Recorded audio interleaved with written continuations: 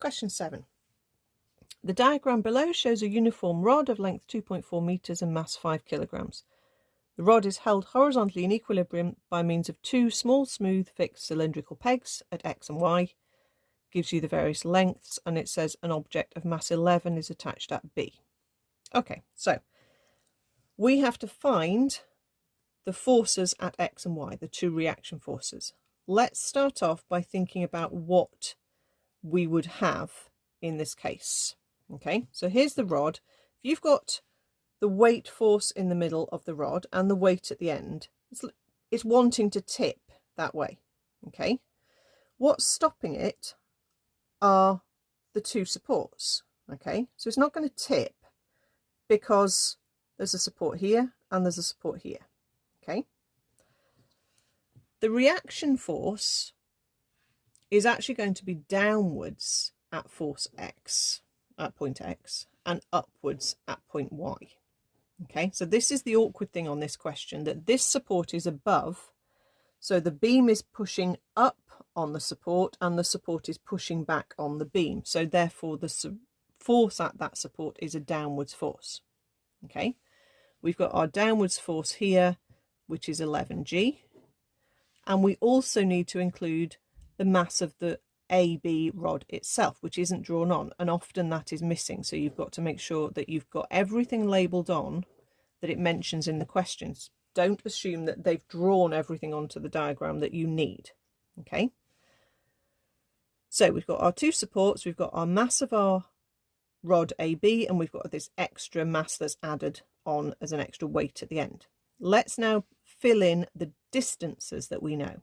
Okay, so we know that the full length is 2.4, so half of this is 1.2, so I can say it's 1.2 from the center to the edge. Okay, and there's the edge and there's the center. We've been told A to X is 0.4, X to Y is 0.5.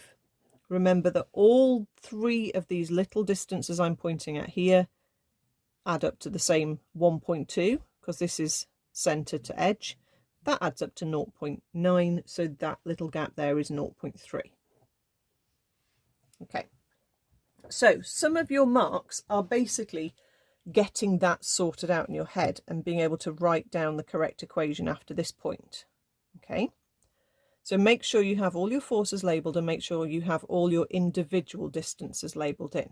Okay, if that means redrawing it or drawing it fresh with different things labelled, that's fine. Okay, so we have two unknown forces, so in order to find what each of them are, we have to use the idea of taking moments. Okay, so we're going to choose our pivot point.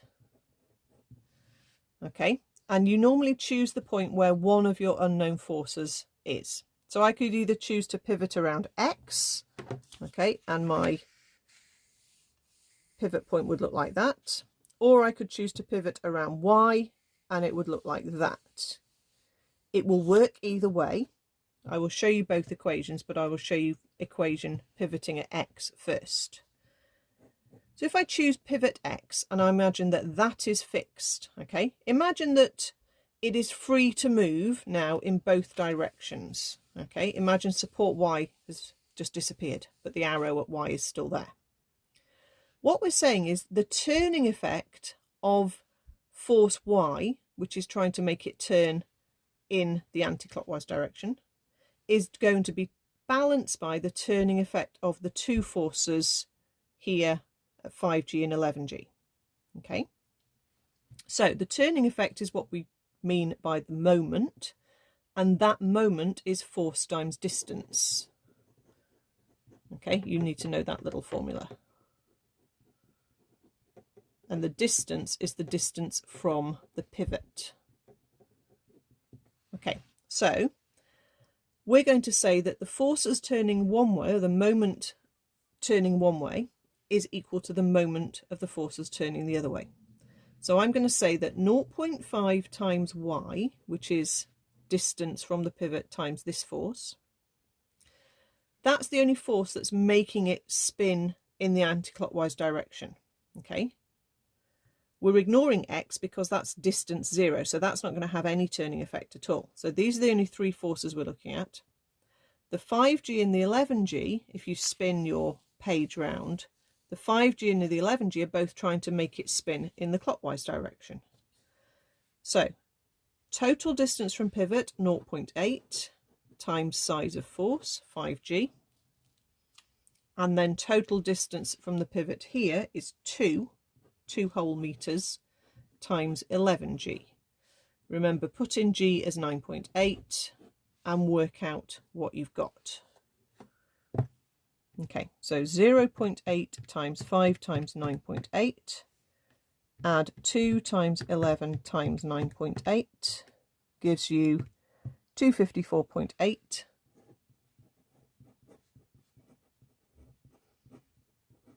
Divide that by 0.5 gives you 509.6. Okay. Oh, it did say give it in terms of g. Okay, let's divide it back by 9.8 again, and we get 52g.